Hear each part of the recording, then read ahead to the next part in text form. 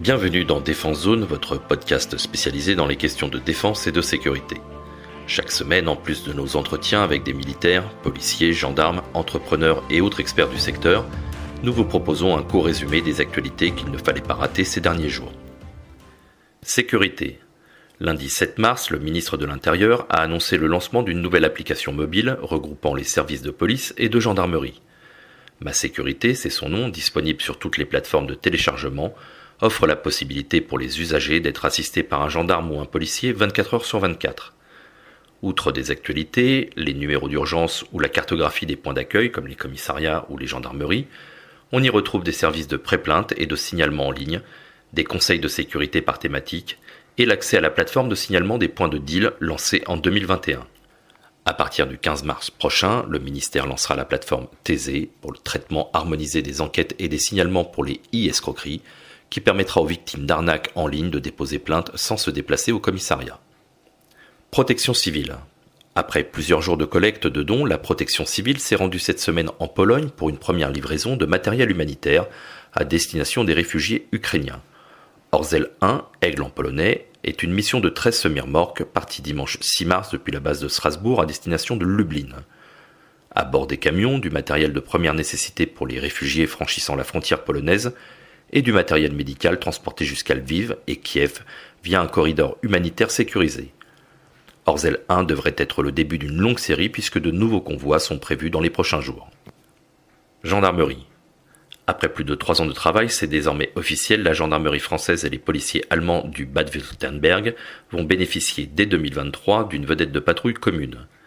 Financée par les deux pays, mais aussi avec l'appui de l'Europe, cette vedette sera capable de transporter jusqu'à 12 personnes et disposera d'une motorisation hybride diesel-électrique, une première.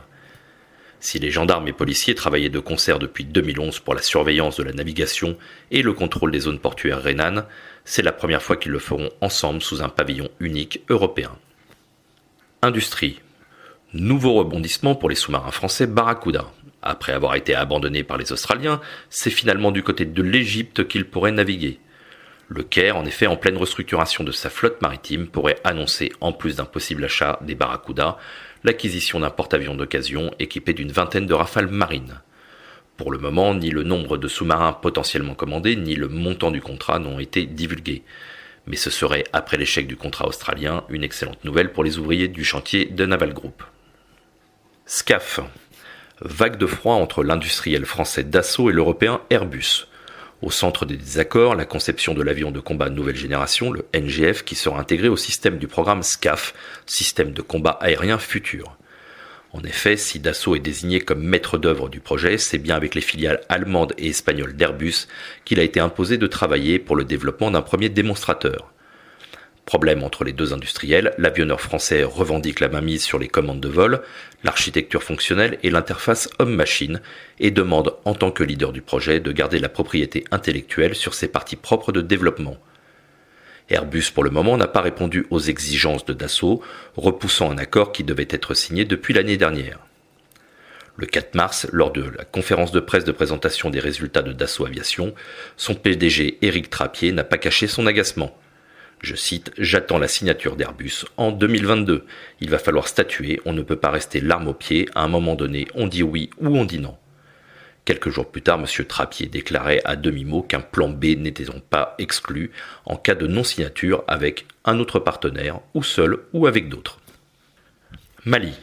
Si tous les regards sont tournés vers l'Est, la guerre au Mali, elle, ne s'arrête toujours pas. Cette semaine, l'état-major français a annoncé la neutralisation du djihadiste algérien Yahya Djouhadi, alias Amour Ammar al-Jazari. Ce vétéran de la guerre civile algérienne et de la Libye a été pendant un temps émir du Sahara avant d'être celui d'AQMI pour la Libye. Au Mali, depuis 2019, il assurait le rôle de coordinateur financier et logistique pour le groupe. L'opération s'est déroulée dans la nuit du 25 au 26 février, à une centaine de kilomètres au nord de Tombouctou, avec une première phase de reconnaissance et d'identification suivie d'une intervention terrestre appuyée par des hélicoptères Tigre et 2 drones. Mais ce succès contraste avec l'attaque djihadiste qui a eu lieu quelques jours plus tard, le 4 mars, contre un camp des forces armées maliennes à Mondoro, dans la région de Mopti. Une attaque revendiquée par le JNIM, ou GSIM, le groupe de soutien à l'islam et aux musulmans, qui a fait 27 morts, 33 blessés et 7 disparus côté malien. Quelques jours plus tard, une nouvelle attaque près de Gao a tué 2 militaires des FAMA et 7 assaillants. L'attaque de Mondoro est considérée comme un des assauts des groupes armés terroristes les plus meurtriers de ces dernières années. Ukraine, vous pourrez suivre l'évolution du conflit entre la Russie et l'Ukraine en accédant directement à notre article régulièrement mis à jour. Le lien sera en description de cette vidéo. Voilà pour l'essentiel de l'actualité cette semaine. Pour en savoir davantage sur cet univers et pour découvrir tous nos articles et reportages, rendez-vous sur notre site internet défense-zone.com. Pour plus de brefs, d'articles de fond et de photos, nous éditons également tous les 3 mois un magazine papier que vous pouvez recevoir en étant abonné à notre espace premium. Il vous permettra aussi d'avoir accès à des contenus exclusifs sur nos différents supports. Vous trouverez tous les liens nécessaires dans la description de cet épisode. En attendant, nous vous souhaitons une bonne journée et nous vous donnons rendez-vous la semaine prochaine pour un nouveau résumé de l'actualité des forces de défense et de sécurité.